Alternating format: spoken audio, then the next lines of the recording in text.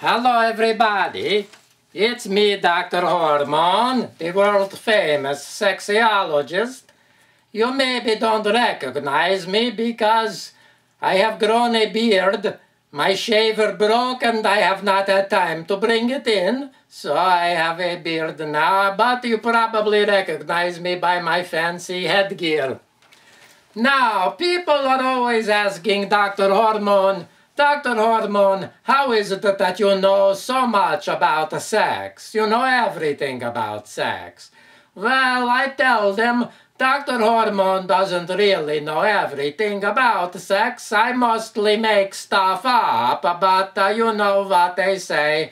Those who can't do, teach. And Dr. Hormone doesn't ever have sex, but I've talked to some people who do have sex and they tell me about it, and so I think I know quite a lot.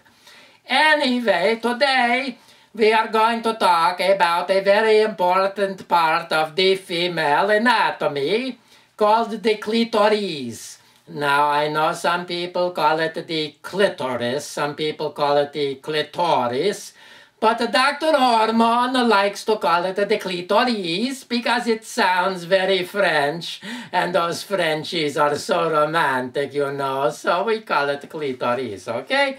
So, anyway, also the French people wear pretty hats like Dr. Hormone, so I like them for that too. Now, the clitoris is sort of like the penis. Dr. Hormone gets embarrassed when he says that word, so I'll call it the Mooga Booga from now on. You know what I mean if I say Mooga Booga. So the clitoris is sort of like a little Mooga Booga that never grew up. Now, it's not exactly like the Mooga Booga because you don't see ladies pulling their clitoris out of their panties and saying, "See, I have a bigger clitoris than you do." No, ladies wouldn't do that. And also, a lady can't make pee-pee out of her clitoris the way a man can out of his Mooga Booga, which comes in very handy when you're out in the woods and there are no public restrooms to be had. So another thing is that the man can make pretty artwork in the snow with his Mooga Booga, but a lady can't do that. She would have to squat and then hop around like a bunny rabbit, and that would not be very comfortable. Would not make for very good artwork, don't you think? So anyway, another thing that's different is that the ladies can't make babies with their clitoris. And the reason for that is that the clitoris doesn't grow big enough to stick into another lady's giny. But if it did, this would not be such a good thing because then ladies would be not wanting ever to have sex with men. They'd be sticking their clitoris into each other's ginies and they would not make babies, and there would be a population unexplosion. Now, I don't know what an unexplosion would sound like, but you can use your imagination. Okay? Now, some men have never heard of the clitoris, and then maybe they think it's like some flower like the chlamydia, or maybe like a Middle Eastern country like a Qatar or Guitar or whatever they call that country there. I've never been there, so I don't know what they call it. But anyway, it's a little hard to tell you exactly where it is. I could tell you to spread apart the lips and you might see it, but then somebody might go and spread apart some lady's lips and just see some teeth and say, "Oh, that Dr. Hormone is pulling our leg again," because it doesn't look like a clitoris, it's just teeth. So anyway, the best way to see where is the clitoris is to ask some lady to show you.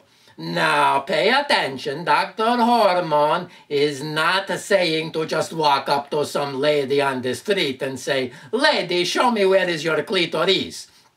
because she could spray you in the face with pepper spray. That doesn't look very nice to have pepper all over your face, unless you make a salad on your face.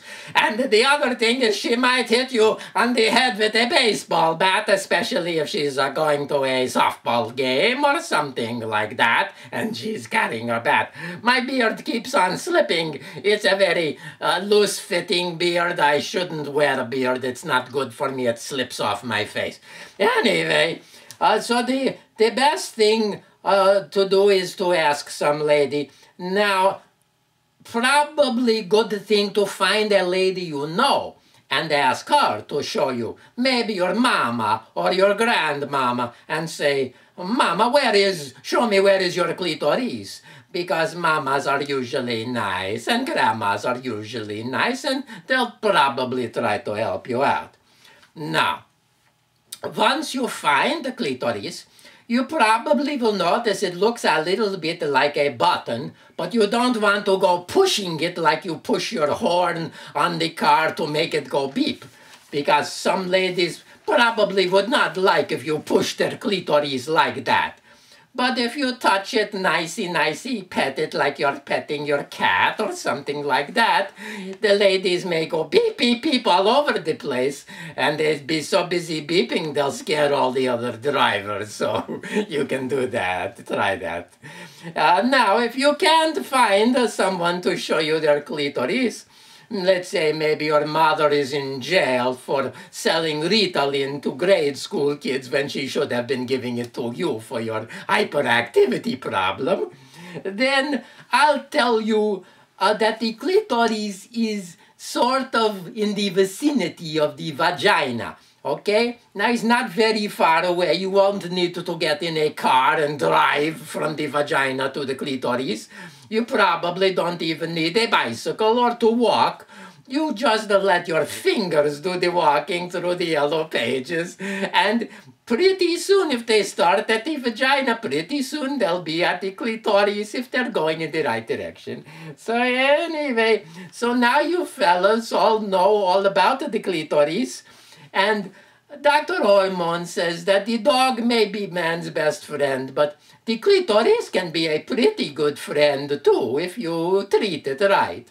And the best way to learn how to treat the clitoris is to practice. You know that famous story that somebody once asked, how do I get to Penn Station? And the famous musician said, practice, practice, practice.